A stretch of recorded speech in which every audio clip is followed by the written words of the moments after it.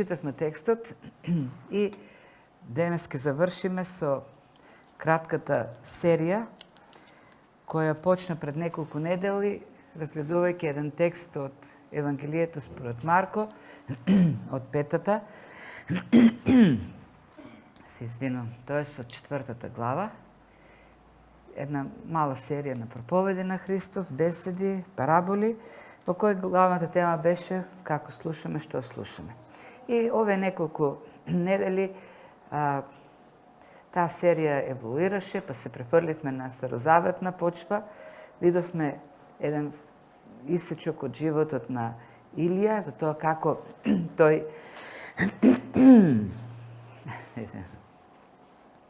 тој слушаше, го слушаше Словото и тоа вистински го слушаше Словото. Илија е човек кој, така текстот го представа, кој чекаше да дојде Словото и кога Словото ќе дојдеше, тој го извршуваше, се покоруваше на тоа Слово и беше смел во своите дејства, сигурен, уверен и продуктивен. Бог вршеше големи работи преку него. Имаше воскресение, имаше ресурси постојано, се што е потребно. Меѓутоа, во минатото, последното изучување од 19-та глава, на првиот дел, гледаме дека дојде моменти во животот на Илија или во службата на Илија, во кој тој некако падна, тоест го измести фокусот, го запостави Словото на Бог, се впушти во некои негови човечки стратегии, воден од други мотиви, на друга основа беше сега веќе на неговото дејство, а не Словото. Стравот беше тој што го водеше. Така да видовме некои работи кои се случи откако тој разбра дека Језавела и Ахав не се покорија на Бог, дури напротив Језавела направи план да го убие. Илија верно служеше, направи се што бараше Бог од него, Бог мокно се прослави на планината Кармил и не само тоа, туку пак дожд дојде, Илија се помоли, пак се врати дождот во Израел, но резултатот беше враќање назад во злото на народот, вклучително и на водачите. И тоа го обесхрабри. И тоа она што може да го видиме всушност е дека некако од перспективата и самото очекување на Илија не се промени, тоест не се исполнети очекувања. Јас верувам дека Илија очекуваше дури и Ахав и Језавела да се покаат, зашто имаше една силна манифестација на Божјото дејство. Навистина, Бог направи многу. На крајот на краиштата Бог повторно ја врати плодноста во земјата. Даде храна повторно во земјата и наместо Ахав и Језавела да благодарат, тие наумија план да го убијат Илија. И тој се разочар. Неговите очекувања не се исполни. И тој се разочар, заради тоа смени целиот негов фокус, целата негова перспектива. И ако порано тој живееше во Божјото присуство, свесен дека Бог го води постојано со него, сега тој некако почна да гледа на проблемите, на опасностите. Пишува дека почна да бега за животот, да си го спаси животот. И порано беше животот во опасност, но знаеш дека Бог го чува. Сега тој реши сам да се чува. Сега реши сам да се крие, да наоѓа за солништа кај ќе се сокрие. И неговите, тоа си нештото што ги презема, стратегиите, бе многу слаби и човечки. Тој науми што да прави, почна да го прави и луташе. Буквално луташе. Без увереност, без сигурност, без некаква цел, немаше ориентација во животот. Но она што е многу важно и она, како што завршена 19-та глава, поголемиот дел од 19-та глава, ако Илија се застрани некако од Бог, Бог не го напушти, не го остави. Бог беше тука покрај него, верен да го чува, тоест да го обнови, да го врати повторно на патот на службата. Така да гледаме една низа на милостиви дејства од Бог, кои имаат една единствена цел, а тоа е да го обноват, да го некако поткренат, да го подигнат Илија. И во текстот што го прочитавме и до крајот на 19-та глава, уште 5 пати ќе го сретнеме она познато зборче ете или хинех. Она види сега, види што се случува. И сите тие 5 кратни користења на зборчето го потенцираат или се вметнати за да сврдат внимание кон дејство на Бог. Дури во некои случаеви ќе видиме тој додаток ете или хинех е спогоден со уште еден прилог зен или ете токму тука или токму во ова време, токму во ваков момент Бог прави нешто. Така сите тие употреби на зборчето хинех имаат за цел да го привлечат вниманието кон таа на богата Божја милостива активност која има една единствена цел да го обнови пророкот, да го врати во неговата служба. Така да Бог е фокусиран. Ако порано Илија беше така фокусиран кон Бог цело време, се гледам како Бог е целосно посреден фокусиран кон Илија и кон неговото обновување. Ајде да видиме како се развива овој текст. Илија чу какви се намерите на Езавела, стана, замина за да го спаси животот свој и рековме минатиот пат отиде во Вирсавија, кој е во северниот дел на Јудеја. Ги напушти границите на Израел и тука го отпушти слугата и навлезе подлабоко во пустињата.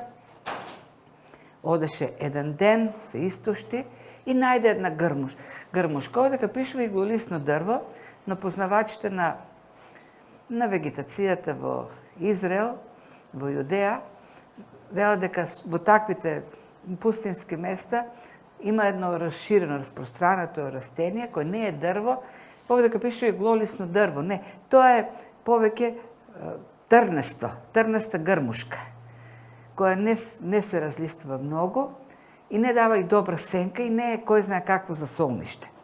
Но единственото нешто што можел Илија да го најде е една таква грмушка, да се сокрие под грмушката. Ова грмушка, всушност е еден резултат на човечките усилби. Кога човек има своја стратегија да се спаси, ќе најде вакво нешто. Тоа е нашата сигурност. Тоа е сигурноста која ние можеме да обезбедиме со наши сили. Една грмушка. Седна под грмушката, се пожали, доста ми е веќе, сакам да умрам, не сум подобар ништо од моите предци и заспа. Заспа под дрвото. Гледаме дека она што успеа да го најде или она што успеа тој да го изработи со своите сили е една никаква грмушка. Не знам колку се чувствал сигурно под таа грмушка, но тоа се резултатите, тоа е плодот на нашите слави, килави стратегии. Заспа и се јавува еден ангел.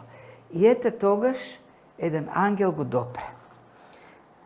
Сега, ангелот е мистериозната фигура овдека и има така доста коментари. Толкувачите се заинтересирани многу за таа личност, бидејќи не е употребен вообичаен збор, само малах, туку веќе во следниот стих вели дека дојде еднаш ангелот, му даде храна и потоа пак се врати, се во вториот пат, истиот тој се врати, пише дека ангел Господов. Или целата фраза е малак или малах подобро. Мене ме поправено, треба да го снимаш секој пат новиот апдейтуваниот текст. Малах Јахве. Кој значи ангелот Јахве. Тоа е целата се. Зборот ангел буквално значи пратеник. Во многу текстови, во многу коментари, ова фраза Господов ангел се преведува и како теофаничен ангел.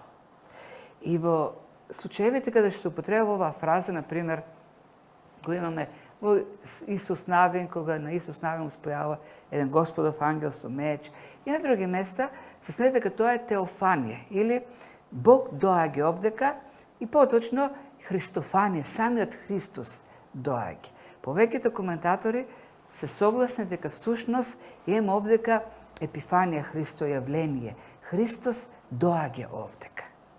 И она што е интересно, што или имаше повеќе откровение, нели, од Бог, кога Бог му говореше, меѓутоа овдека самиот Бог доаѓа кај него. И тоа е разликата. Не му праќа само слово, не му праќа гавран да го храни, не му праќа вдовица со ограничени ресурси на масло или брашно, туку самиот Бог доаѓа.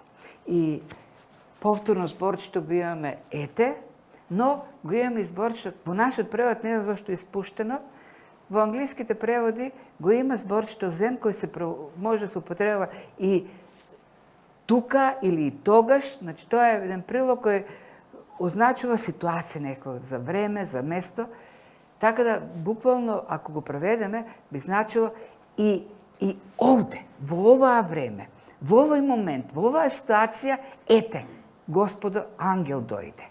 Така, авторот користи комбинација на зборови за да го сврти вниманието, да искаже и зачуденост, да го сврти вниманието кон фактот што се случува и кога се случува. Ангел, Господов ангел доаѓа. Самиот Бог овдека доаѓа и се јавува. Ангелот не дојде на планината Кармел или во други ситуации, сега во ситуација, во овој момент, кога Илија е во некаков пат. Тоест, кога Илија е слаб, истоштен, уплашен, бега и тука доаѓа Бог.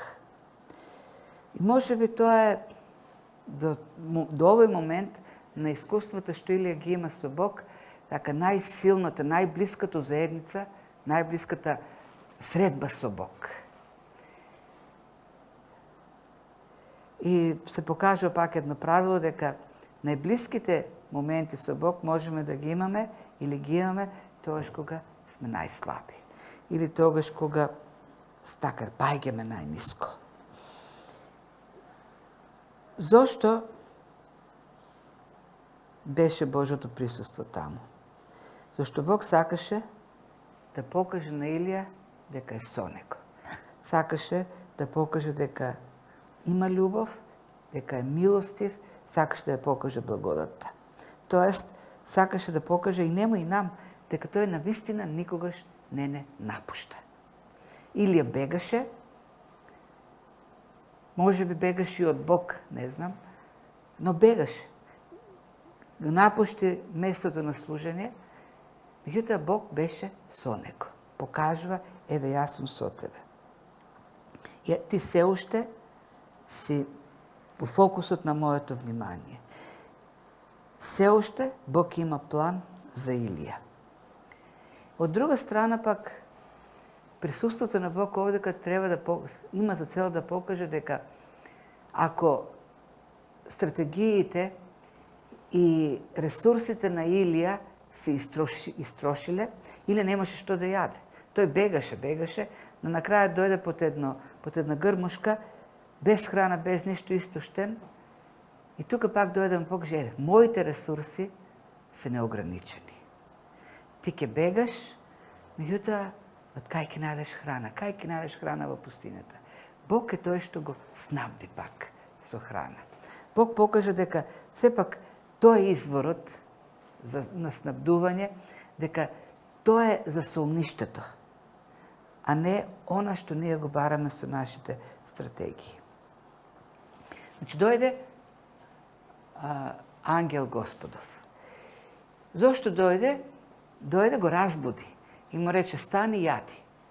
И Илија погледна и до возглавницата, тоест до перницата, не знам каква перница имал, но до она на што си го ставил да си легне, може некоја торба, и гледа една печена питка, баница или не знам што било, и стомна вода. Тој касна, пивна и пак заспа. Потоа пак доаѓа ангелот, кога, нели, не знам после колку време, кога го огледнал сигурно, и пак го добри, пак рече, стани, пак јади, бидејќи те чека долг пат. Или имаше потреба од водство од Бог, или имаше потреба од некакви насоки, Бог да му открие некакво слово. Никакви насоки нема тука. Само вели, јадите, чека долг пат. Каков пат? Ништо. Ке кажеме нешто малку понатаму. Мене ми е чудно зашто не дојде слово Господово. Надели туку само храна. Бог беше заинтересиран само да го нахрани и да го одмори Илија. И навистина тоа се случува. Ова како да сето внимание е насочено кон некакво физичко така обновување, како некаква физичка ревитализација на Илија. И си мислам, ако и Бог му дадеше во тој момент некакво слово, колку пак Илија ќе беше отворен да слуша, колку беше способен, колку беше во состојба тој самиот да ги слуша тие духовни насоки. Бог знае дека ние сме прав, Бог знае какви ни се потребите и Бог действа соодветно на нашите можности. Си мислам, ако некој од нас беше таму покрај Илија, знаеше целата ситуација, може првото нешто ќе го направиме, ќе му кажеме, кај бегаш ти си пророк, земи, читај Библија и ќе го почнеме на сите тие духовни лекции да ми ги кажуваме. Нема ништо такво. Ништо. Ангелот само ги задоволува, оние го закрепнува. Илија беше истуштен, ментално, физички и одмарај се. Јади, одмарај се сега. Ние сме создадени во прав, Бог знае добро, пише во 103 псалм 14 стих, и се спомнува дека сме прав. Знае дека сме материјални тела, знае дека имаме тела кои имаат потреба од обновување и често пати и нашиот духовен капацитет зависи и од телесниот и менталниот. Тоа е она што го правеше Бог во тоа време, во тој момент. Оно другото, она што ми е интересно, така пак привлекува внимание, текстот не говори нешто за реакцијата на Илија. Пишу дека тој го турна, нели, Бог беше таму, според, нели, ако го прифатиме тоа толкување дека тоа е Христофанија, Христос беше таму, му кажа да јаде, Илија се најде, како дибек и си легна. И потоа пак се случува, јаде, Илија јадеше и тргна на пат. Ако иземеме компаративни, нели така, слични ситуации, кога има такви откривање на Бог со други личности, обичната реакција е или да одаде благодарност по таквата една средба со Бог, или да се моли, или да принесе жртва, или да испее некој псалм. Тоа се обично нормалните реакции. Овдека нема така, отсуствува. Или јаде и пак легнува. Во таа негова истоштеност, во тој страв, во таа паника, збунетост, ги нема таквите работи. Се си мислам, ако ние така помогнеме на некој од таква ситуација и правиме такви усилби да го охрабриме, а тој не игнорира, да го користи она што го даваме, ама не игнорира ни благодарност, ништо, како би реагирале? Веројатно би си каже, неблагодарник. Бог продолжува да работи со Илија. Бог знаеше дека неговиот потенцијал е истуштен, иструшен. И не очекуваше нешто повеќе. Бог си правеше по милост она што треба да го прави. Илија не можеше соодветно да одговори на едно такво дејство на Бог. И Бог по своето долготрпение го посетуваше и действуваше во неговиот живот. До моментот кога тој ќе биде доволно зајакнат, доволно обновен, за да го даде откровението, a Ilija pak soodvetno da odgovori na to otkrovenje što Bog go dava. Zašto gledamo ovdje kad ne odgovara soodvetno. I na to ako imaš neko slovo, ne znam na koliko imaš efekt. Ponatamo kako dojde slovo tu Gospodovo, Ilija odgovori soodvetno. I što se slučava? Stana kasna pivna i otkako se potkrepi su ta hrana, odeše 40 dena i 40 noći do Božjata gora Horiv. I se vaka pogledna ova i s ona što mogu kaže kako sovet angelo tjade zašto da čeka dolg pad, tako izgleda kako Ilija da beše vodan od Bog da stigne do ta gora tamo Horiv.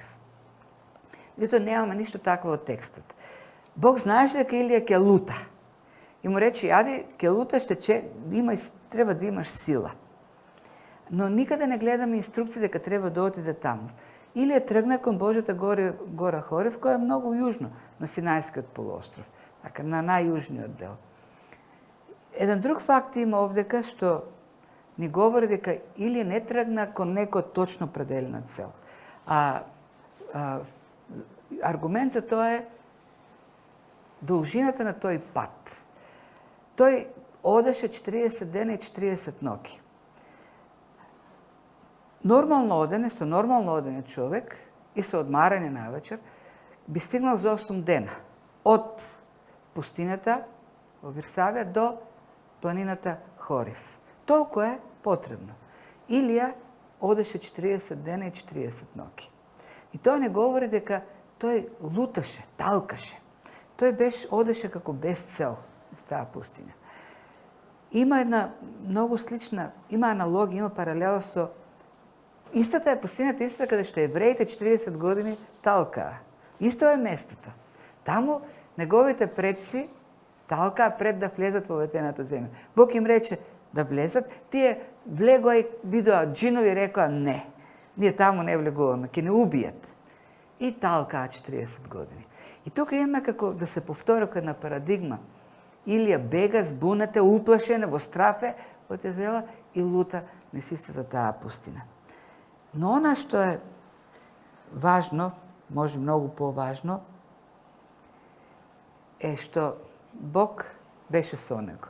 Како што ги чуваше 40 години неговите избраници, неговиот народ, така сега и овде кај Илија зачна. Луташе, меѓутоа на крајот стигна тамо каде што треба да стигне. Но она што пак нели прави впечаток, тие 40 дена. Илија, тие 40 дена оден, тоа талкање, повторно ја покажува неяснотијата, темнината, маглата која создават нашите солуции. Илија стигна до Божјата гора Хорив, следејќи некој собствен план за бегање, некој собствен план кој воопшто не беше план, негово бегство. И тоа резултираше со едно талкање, безцелно талкање низ пустињата. Тој беше во една пустиња, се вртеше во круг таа, како во лавиринт. Тоа се нашите солуции. Тие не водат низ лавиринти и не стигнуваме никаде на крајот на краиштата. Ако некој си мисли дека всушност беше воден од Бог да стигне до планината Хорив, тогаш зашто Бог два пати го праша таму, што бараш овде? Зошто си дојден овде? Понатаму два пати ќе го праша. Самото прашање на Бог предпоставува дека која е целта на патувањето дотаму од страна на Илија. Како и да е, тој луташ и на крајот стигна до таа гора. И кога стигна таму, до планината Хорив, влезе во една пештера. Се засолни, бараше да се засолни некаде и се засолни во една пештера. И сега пештерата е така како да нуди по-добро услови или поголема сигурност за разлика од гармушката, која беше во пустињата. Но сепак и таа пештера не е Божјото засолниште, во никој случај. И пештерата е само еден човечки обид, негов обид, да се сокрие, за спас, сигурност, да си го спаси животот.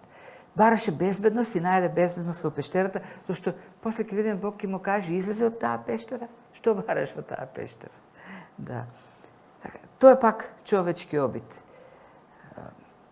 Илија се наоѓа на планината каде што Бог ќе откри пред колку години, 800 години може би, ја откри својата слава пред Божиот народ. Таму го даде законот, го склучи заветот. На тоа место, на таа планина се случуваше. Може би затоа или отиде таму зашто се сеќава дека таму Бог се откри, таму даде инструкции. И отиде таму може би да доби инструкции, не знаеме. Меѓутоа, се беше така некако правено на своја рака, следејќи некои своји стратегии. Во секој случај, додека е тука сега во пештерата, доаѓа време Бог да открие некакви негови зборови, совети. И ете би кон него слово Господово и Господ му рече: зошто си овде, Илија? Тоа прашање пак ќе се повтори и два пати Илија ќе даде еден исти одговор. Што бараш тука, Илија? Тоа е, нели, она што словото кој требаш да го испита Илија. Многу сериозно прашањето. Што бараш ти овде, Илија? Ова прашање од една страна предпоставува дека Илија не е на местото каде што треба да биде. Второто, испитува, а зошто токму овдека реши да бидеш?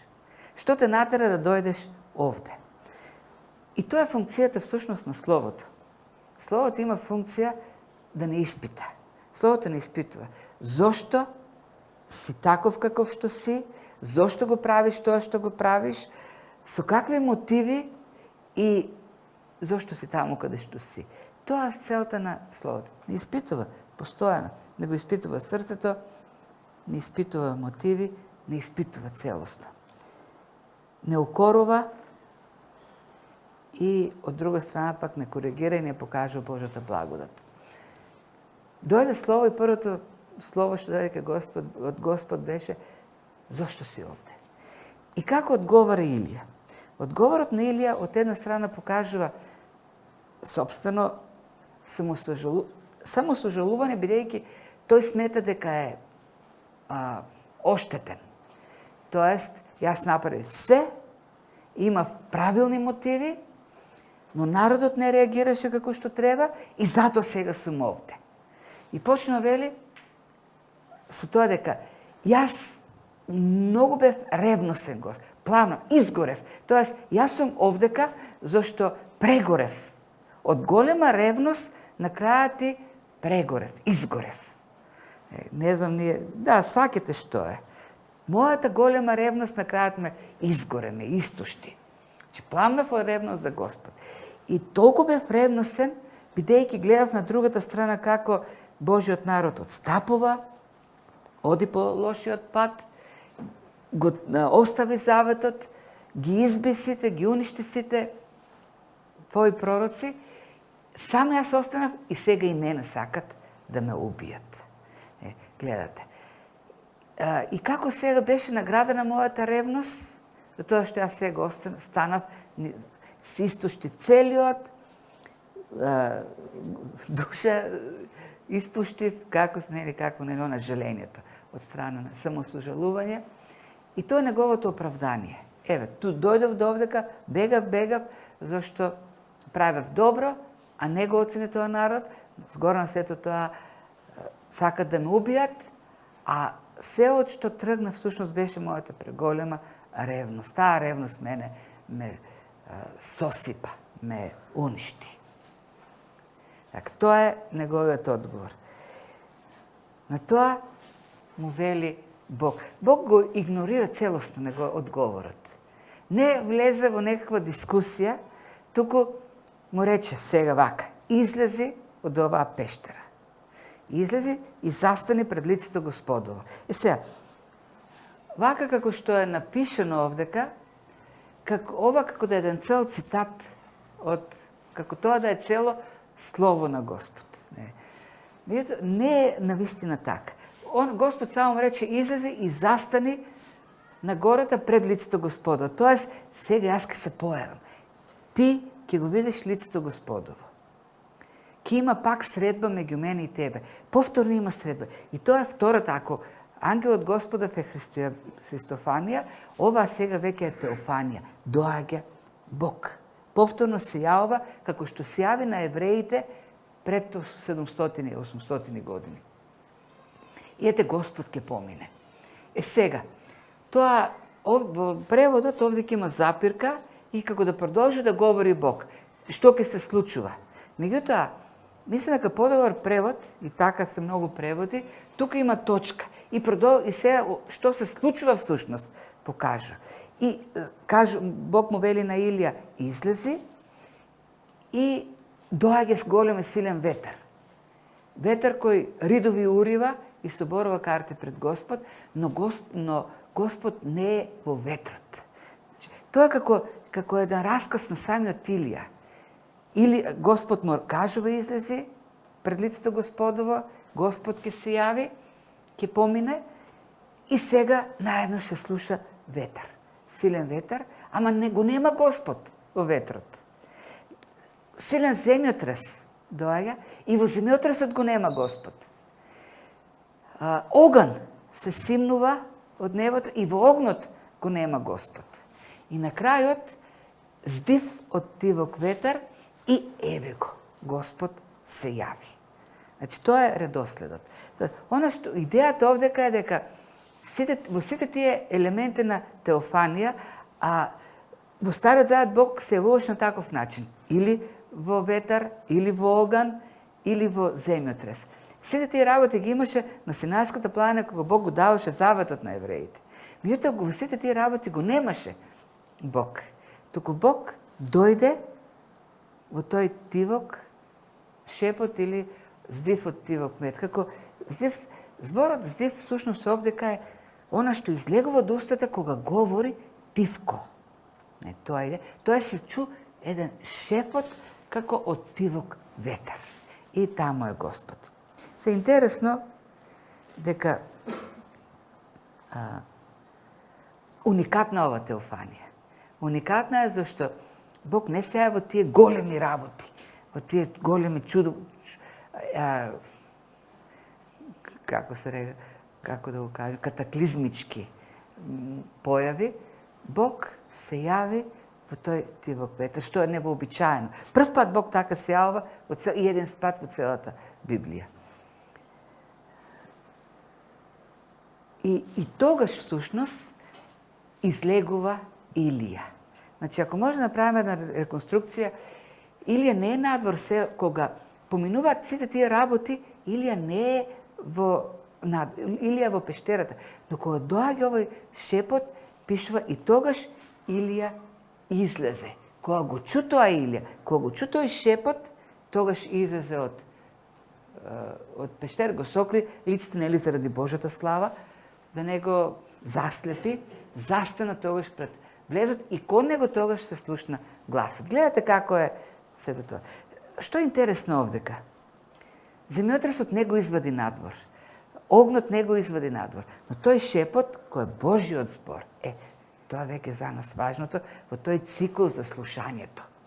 Словото дојде од Господ и тој Божи глас го привлече надвор. И тој излезе надвор.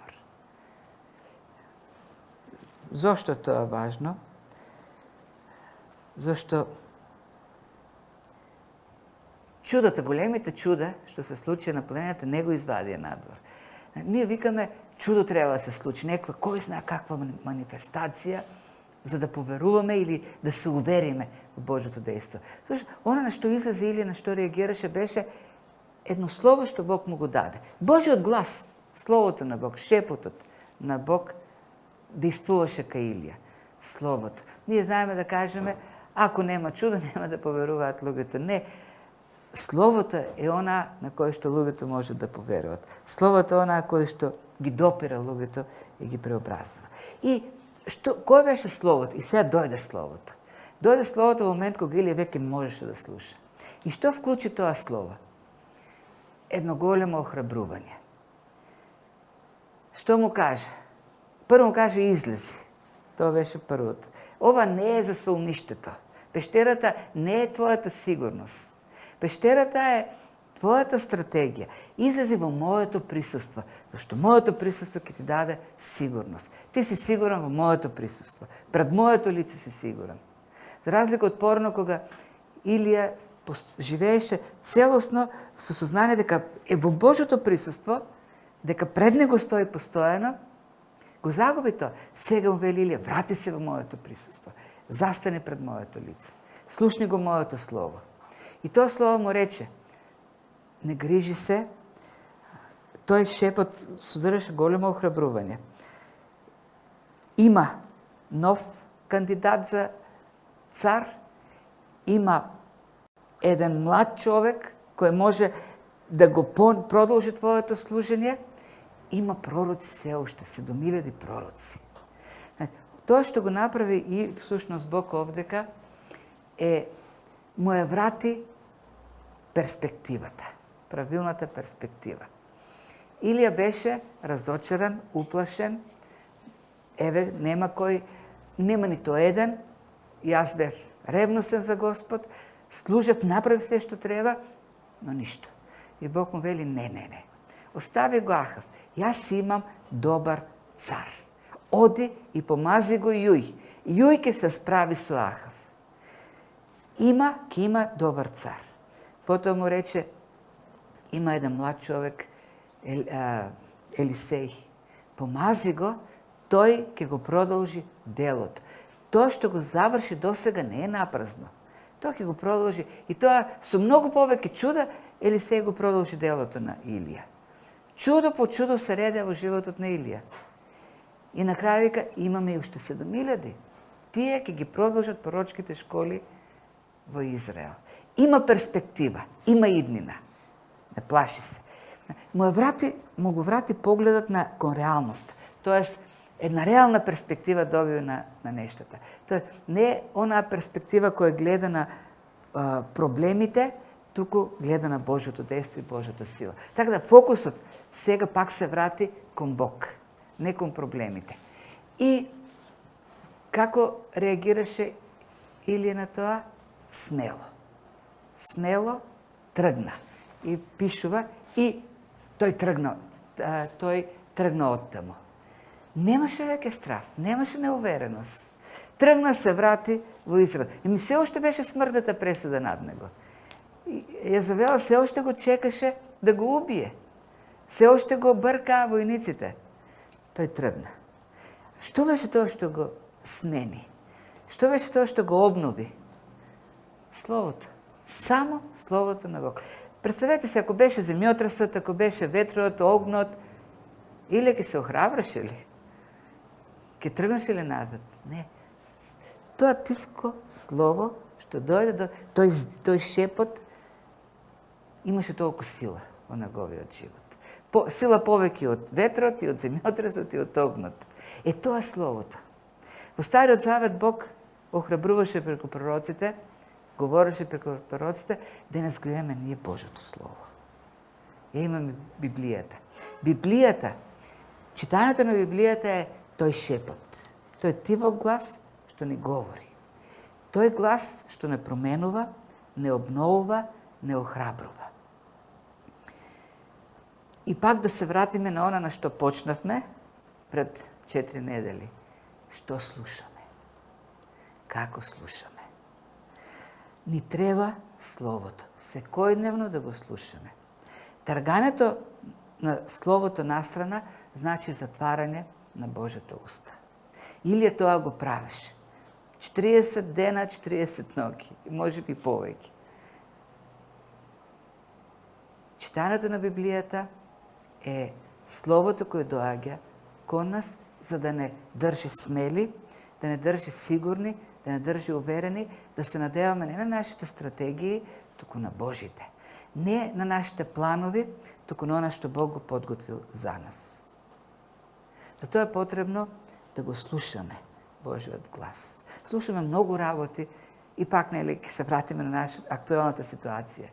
Многу работи слушаме, но што е најважното?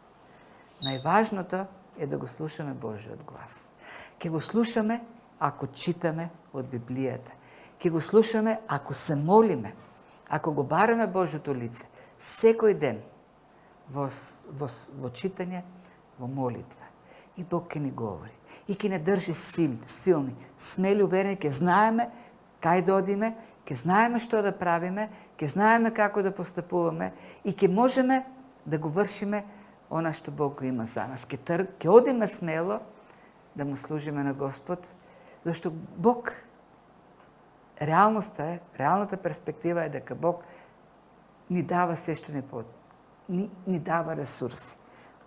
Неговите ресурси се неисцрпни. Неговото дело нема да пропадне. Божјото дело е во Божите раце и тоа дело е осудено на успех. Божјата црква е во Божите раце и Бог нема да дозволи вратите на пеколот да уништат, туку всушност оригиналниот збор е дека Словото ги соборува вратите на пеколот. Тоест, вратите на пеколот нема да успеат да устојат, да се задржат пред црквата, пред Божјото дело. Так, тоа е тоа. Господ да не подсетва постојано, имаме потреба од Словото имаме потреба. Да не охрабрува и да не држи со правилната перспектива, да не држи на правилниот пат. Да не пагиме, па и ако паднеме, да знаеме кој е начинот да се враќаме назад. Нек Господ да не благослови и да живееме така, читајки и молејки се секојдневно.